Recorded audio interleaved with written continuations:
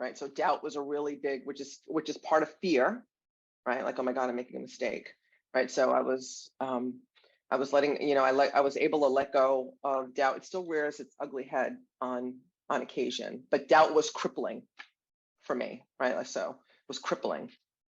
I exerted an inordinate amount of energy trying to figure it out, right? Trying to figure out what I'm supposed to do.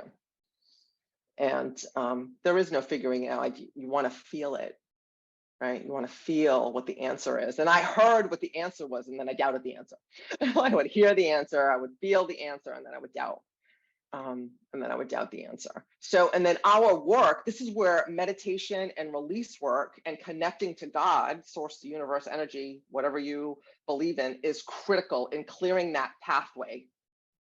Prayer is when you talk to God, and meditation is when you listen. And in my opinion, it's more, I do both. And in my opinion, it's more important to listen, because what God has to say is way more important than what I have to say.